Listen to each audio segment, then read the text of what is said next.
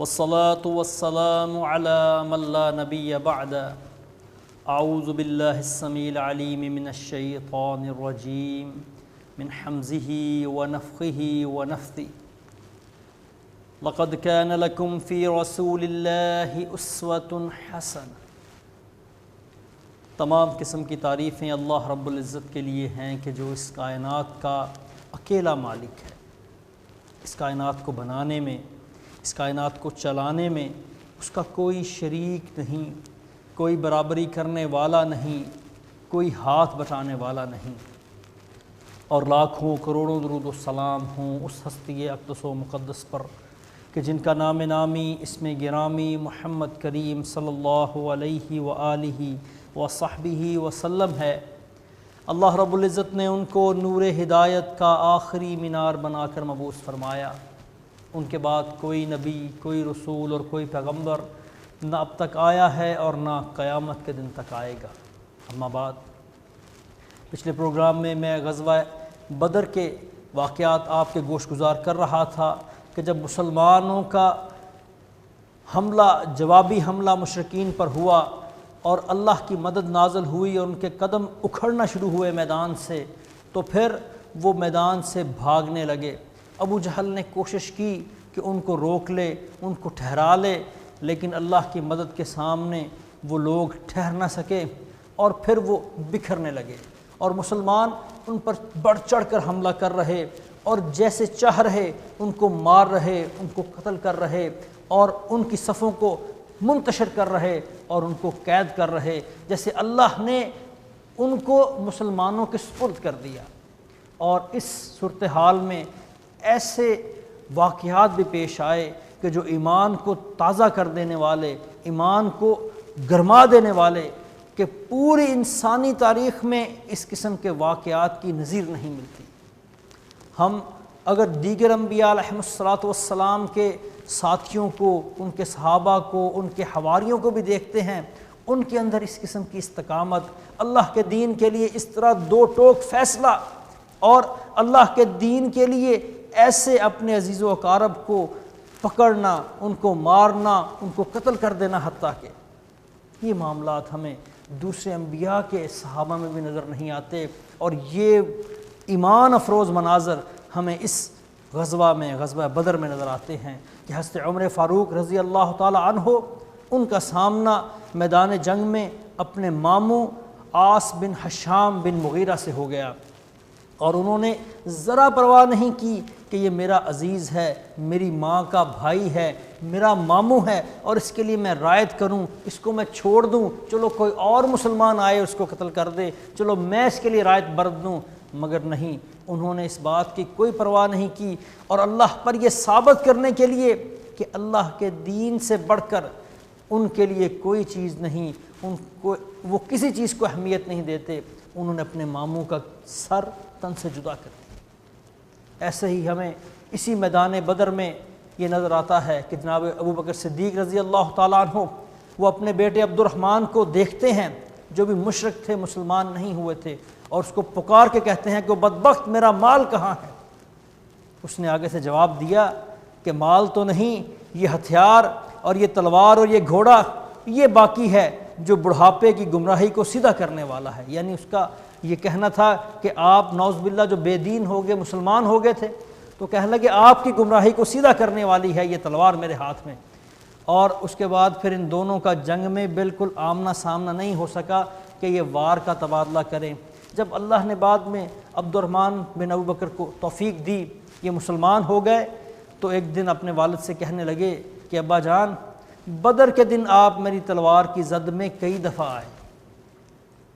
کئی دفعہ ایسا ہوا کہ میری تلوار اس وقت اٹھی کہ آپ میری تلوار کی زد میں تھے، میں نے باپ سمجھ کے چھوڑ دیا۔ ابو بکر فرمانے لگے اللہ کی قسم، تو اگر میری تلوار کی زد میں آیا ہوتا ایک دفعہ، میں تجھ کو بیٹا سمجھ کر کبھی نہ چھوڑتا، اللہ کے دین پر تجھ کو کاٹ کے رکھ دیتا۔ ایسے ایمان افروز واقعات ہمیں اس غزوہ بدر میں نظر آتے ہیں۔ حضرت عکاشہ بن محصن رضی اللہ تعالی عنہ، وہ فرماتے ہیں کہ میری تلوار ٹوٹ گئی اور میں آپ صلی اللہ علیہ وسلم کی خدمت میں حاضر ہوا اور فرمایا کہ اللہ کے حبیب صلی اللہ علیہ وسلم میری تلوار ٹوٹ گئی۔ آپ صلی اللہ علیہ وسلم نے ایک پھٹا، ایک ٹکڑا لکڑی کا وہ میرے ہاتھ میں تھمایا، اور فرماتے ہیں جب میں نے اس کو لہرایا تو اللہ کے حکم سے وہ چمچماتی سفید اور بہت ہی تیز دھار تلوار میں تبدیل ہو گیا،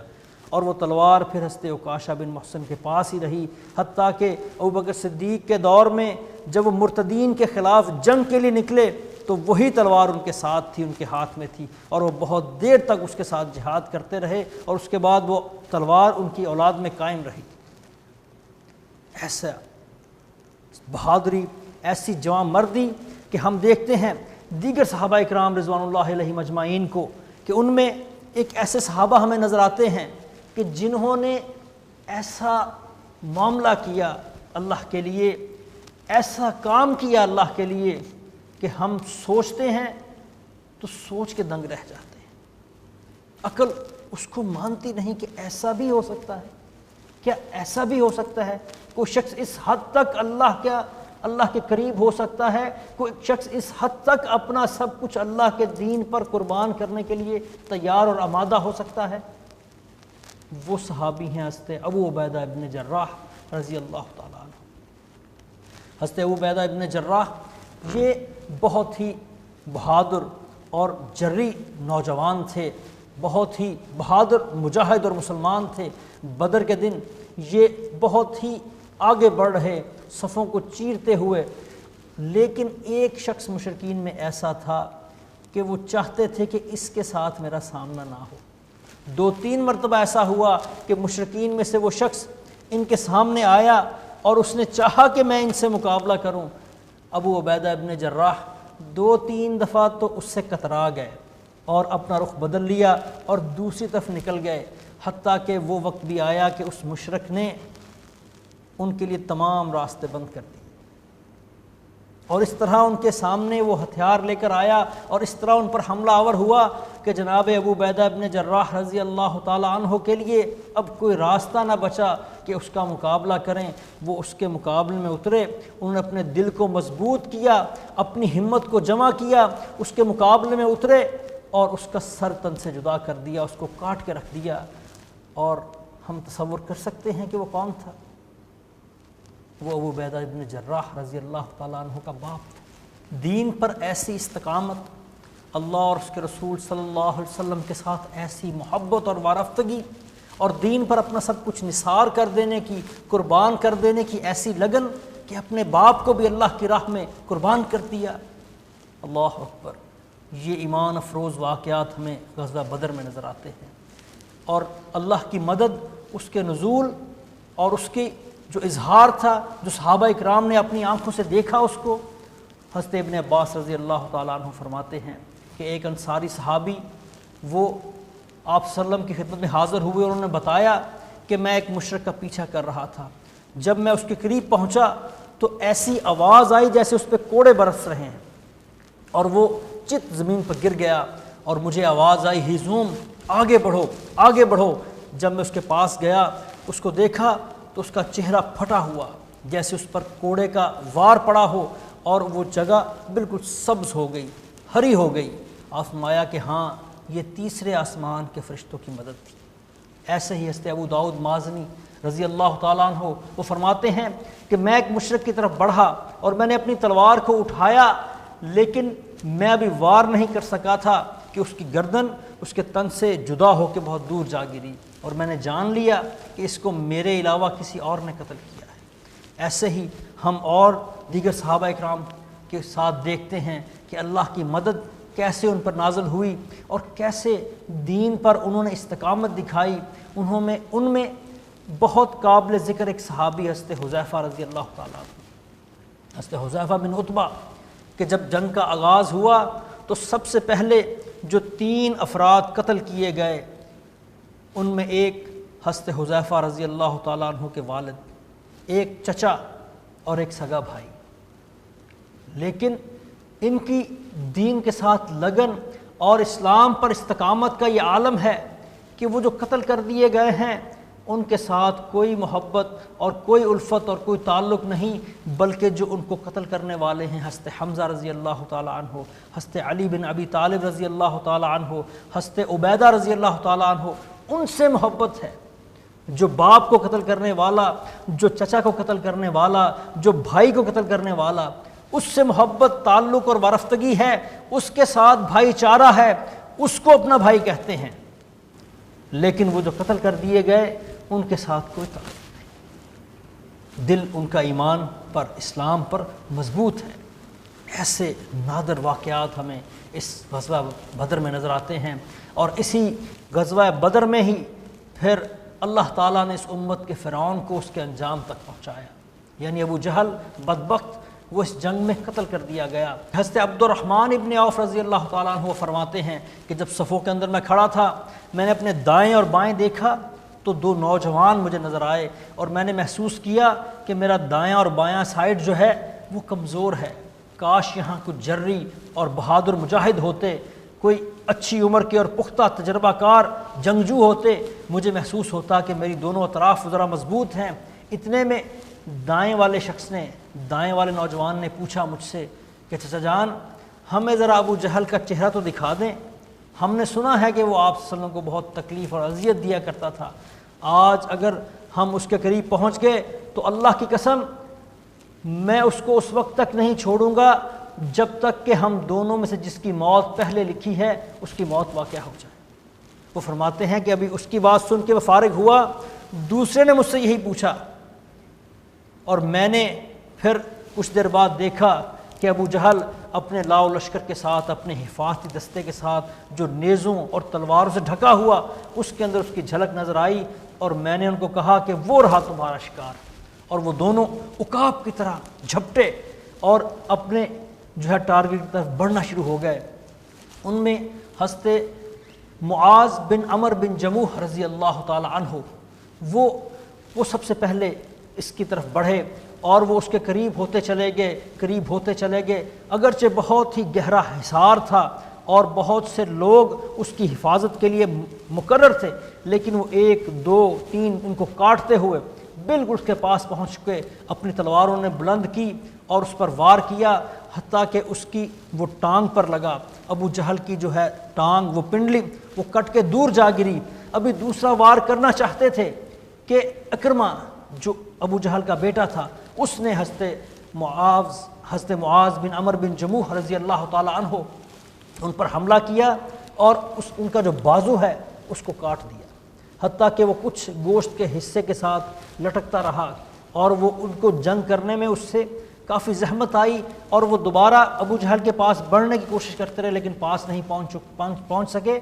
تو انہوں نے اپنا بازو پر اپنا ایک پاؤں رکھا اور جسم کو زور سے کھینچا کہ اس کو الگ کر دیا جائے تاکہ جنگ کرنے میں وہ ان کے سامنے رکاوٹ نہ بنے۔ اور پھر اسی دوران حضرت معوذ بن حارث رضی اللہ تعالیٰ عنہ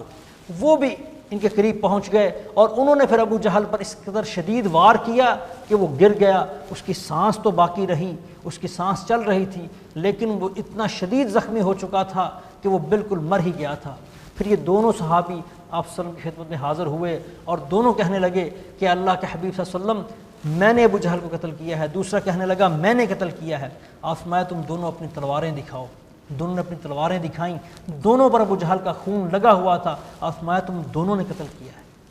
لیکن ان میں سے پھر حضرت معاذ بن عمر بن جموح رضی اللہ تعالی عنہ وہ تو اس جنگ میں شہید ہو گئے، اور حضرت معوذ بن حارث رضی اللہ تعالی عنہ ان کو پھر اس کا جو سامان تھا، اس کی جو زرہ تھی وہ ان کو دی گئی۔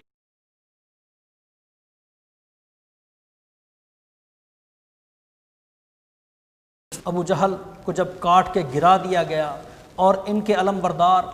نضر بن حارث کو بھی مسلمانوں نے گرفتار کر لیا، اور ان کا جو علم تھا، پرچم تھا، وہ زمین پہ گر گیا، تو مشرکین کے لیے پھر میدان بدر میں، اس جنگ کے میدان میں ٹھہرنے کے لیے کوئی جگہ نہ بچی، اور پھر وہ میدان چھوڑ کر بھاگے، اس حال میں کہ وہ ڈرے ہوئے تھے، خوف زدہ تھے، اور اپنی جان بچانے کے علاوہ اب ان کے سامنے اور کوئی کام نہیں تھا۔ ان کا وہ تکبر، ان کا وہ غرور، وہ اللہ نے خاک میں ملا دیا۔ وہ تمام ان کی تمنائیں، وہ حسرتیں کہ ہم آئے ہیں تو یہاں مسلمانوں کو کاٹیں گے، یہاں ان کو قتل کریں گے، ان کو گرفتار کریں گے، اور ان کو بالکل ہم کچل کے رکھ دیں گے، وہ ساری باتیں وہ دھری کی دھری رہ گئیں۔ اب ایک ہی چیز ان کے سامنے تھی کہ بس اپنی جان بچائی جائے، وہ بھاگ رہے اور مسلمانوں نے اب ان کو قتل کرنے کی بجائے ان کو گرفتار کرنا شروع کر دیا اور مال غنیمت کو سمیٹنے لگے۔ اور ادھر کیمپ میں آپ صلی اللہ علیہ وسلم کے ساتھ حضرت سعد بن معاذ رضی اللہ تعالیٰ عنہ موجود تھے۔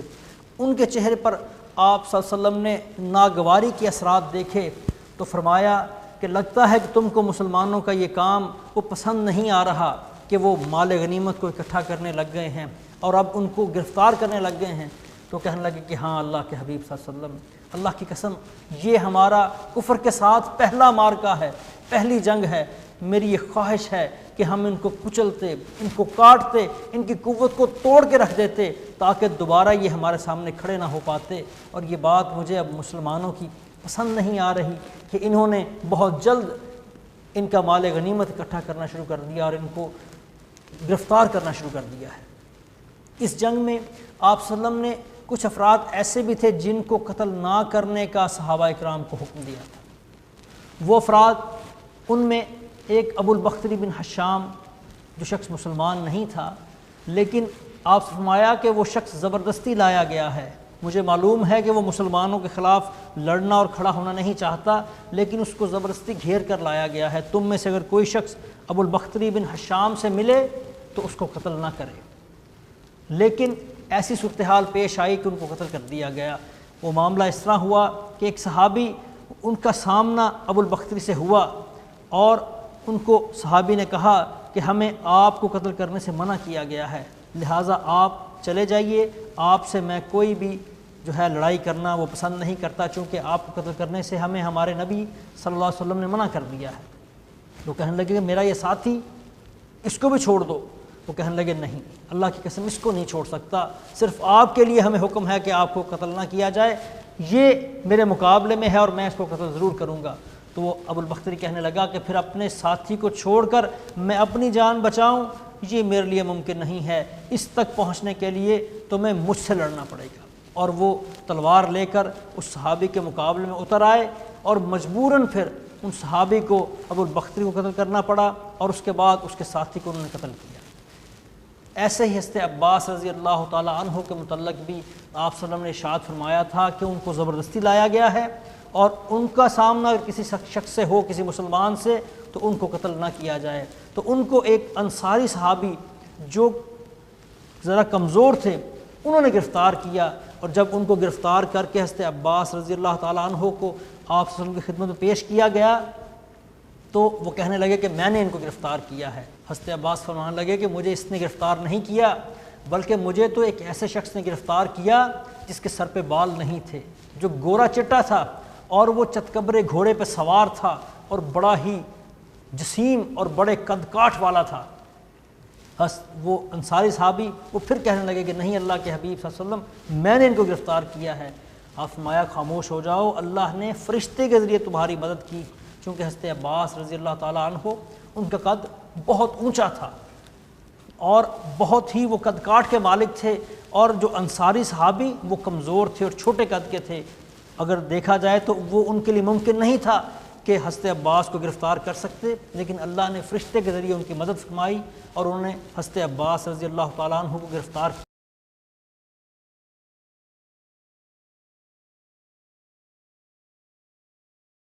جب مسلمان غنیمت کو سمیٹ رہے تھے تو جناب عبد الرحمن ابن عوف رضی اللہ تعالیٰ عنہ انہوں نے 3-4 ذرہیں اکٹھی کی ہوئیں اور ان کو لے کر وہ جا رہے کہ اس دوران امیہ بن خلف بڑی خوف کی حالت میں اپنے بیٹے علی کا ہاتھ تھامے ہوئے وہ کھڑا ہوا اور اس نے عبد الرحمن کو آواز دی۔ چونکہ دور جاہلیت میں جناب عبد الرحمن ابن عوف اور امیہ بن خلف ان دونوں کی بہت دوستی تھی، بڑا ہی آپس میں پیار محبت تھا۔ وہ کہنے لگے عبد الرحمن، کیا تجھے ان زرہوں سے زیادہ میں قیمتی نظر نہیں آتا؟ کیا تجھ کو دودھ کی ضرورت نہیں؟ یعنی وہ کہنے لگے کہ اگر تم مجھے گرفتار کر لو گے تو میں تجھ کو فدیے میں ایسی اونٹنیاں دوں گا جو بہت دودھ دینے والی۔ تو حضرت عبد الرحمن ابن عوف نے اپنی زرہیں پھینک دیں اور دونوں کو گرفتار کر لیا اور اپنے ساتھ ان کو لے کر چل رہے کہ حضرت بلال رضی اللہ تعالیٰ عنہ نے اس کو دیکھ لیا۔ یہ امیہ بن خلف وہی ہے جس کے غلام تھے حضرت بلال رضی اللہ تعالیٰ عنہ، اور وہ کس قدر اذیت دیا کرتا تھا وہ بات وہ ہر شخص کو معلوم ہے کس طرح وہ ان کو اذیت دیتا، کیسے تپتی دھوپ میں ریت پر ان کو لٹا دیتا، ان کے سینے پہ پتھر رکھ دیتا، اور کیسے بچوں کو ان کے گلے میں رسی ڈال کے حضرت بلال کے وہ بچوں کو پکڑا دیتا کہ وہ اس کو گھسیٹتے پھریں، اس طرح ان کو اذیت دیا کرتا۔ جب حضرت بلال نے دیکھا تو کہنے لگے اللہ کی قسم یہ اللہ کا دشمن آج یا تو یہ رہے گا یا میں رہوں گا۔ حضرت عبدالرحمن ابن عوف فرماتے ہیں کہ میں نے انہیں کہا کہ یہ میرا قیدی ہے، اس کو میں نے گرفتار کر لیا ہے، لیکن انہوں نے میری کوئی بات نہیں سنی۔ انہوں نے بلند آواز سے پکارا او مسلمانوں، یہ اللہ کا دشمن اللہ کی قسم آج یا یہ رہے گا یا میں رہوں گا، اور وہ ان پر بل پڑے۔ مسلمانوں نے ہمیں گھیر لیا، اور ایک مسلمان نے وار کیا تلوار کا، اور جو اس کا بیٹا تھا علی، اس کی ٹانگ کٹ گئی اور وہ نیچے گرا، اور مسلمانوں نے اس کو وہیں ختم کر دیا۔ اور میں نے اس کو امیہ بن خلف کو کہا کہ یہاں سے بھاگو، لیکن بھاگنے کا راستہ نہیں تھا، اور وہ کہتے ہیں کہ میں نے اسے کہا تم لیٹ جاؤ، وہ لیٹ گیا۔ حضرت عبدالرحمن بن عوف فرماتے ہیں کہ میں نے اس کو اوپر سے ڈھانپ لیا، اس کے اوپر لیٹ گیا کہ شاید اس کو میں بچا لوں، لیکن مسلمانوں نے سائیڈوں سے تلوار کے وار کر کر کے اس کو قتل کر دیا۔ اور حضرت عبدالرحمن بن عوف فرمایا کرتے تھے کہ اللہ تعالیٰ حضرت بلال پہ رحم فرمائے کہ انہوں نے میرے قیدی کے متعلق مجھ کو تڑپا کے رکھ دیا کہ میری زرہیں بھی گئیں، اور جس کو میں نے قید کیا اس نیت سے کہ مجھے اسے فدیہ ملے گا، وہ بھی میرے ہاتھ سے جاتا رہا اور اس کو قتل کر دیا گیا۔ اسی طرح حضرت مصعب بن عمیر رضی اللہ تعالیٰ عنہ ایک صحابی انصاری صحابی کے پاس سے گزرے، اور ان کو دیکھا کہ وہ ان کے بھائی ابو عزیز بن عمیر کو وہ باندھ رہا ہے، تو اسے کہنے لگے کہ اس کو ذرا کس کے باندھنا، اس کی ماں بہت مالدار ہے، تمہیں خوب مال دے گی۔ ابو عزیز بن عمیر کہنے لگا اپنے بھائی سے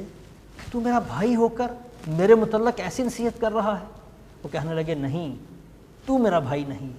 میرا بھائی وہ ہے جو تجھ کو باندھ رہا ہے۔ خیر، اس قسم کے سارے واقعات ہمیں اس غزوہ بدر میں ایمان افروز واقعات نظر آتے ہیں، اور اس سارے معاملہ کے بعد اللہ تعالیٰ نے مسلمانوں کو بدر کے میدان میں ایک عظیم الشان فتح سے ہمکنار کیا کہ مسلمان وہ خوش ہو گئے، اور اللہ کا وعدہ، اللہ کی مدد ان تک آن پہنچی، اور اللہ نے اس بات کو ثابت کر دیا کہ بے شک اللہ مسلمانوں کے ساتھ ہے۔ اور اس جنگ کی اس عظیم الشان فتح کے بعد مسلمانوں کا وقار پورے عرب میں بلند ہوا، اور وہ لوگ اور وہ قوتیں جنہوں نے اب تک مسلمانوں کو کوئی اہمیت نہیں دی تھی، وہ بھی اس بات پر مجبور ہو گئیں کہ وہ دیکھیں کہ یہ کون سے لوگ ہیں، یہ کون سی قوت ہے جو ابھر رہی ہے اور جو ہر چیز پر غالب آیا چاہتی ہے۔ اور پھر یہاں سے جو لوگ مشرکین کے بھاگے وہ مکہ پہنچے، اور وہاں جا کر انہوں نے پھر اپنی شکست کی اور اپنی قتل کیے جانے کی، اپنے گرفتار ہونے کی داستانیں سنائیں۔ انشاءاللہ اس کا تذکرہ اگلے پروگرام میں کروں گا۔ اللہ تعالیٰ سے دعا ہے کہ اللہ تعالیٰ ہمیں آپ صلی اللہ علیہ وسلم کی سیرت کو سمجھنے کی اور اس پر عمل کرنے کی توفیق عطا فرمائے۔ اللہم صلی علی محمد وعلی آل محمد وبارک وسلم وصلی علیہ۔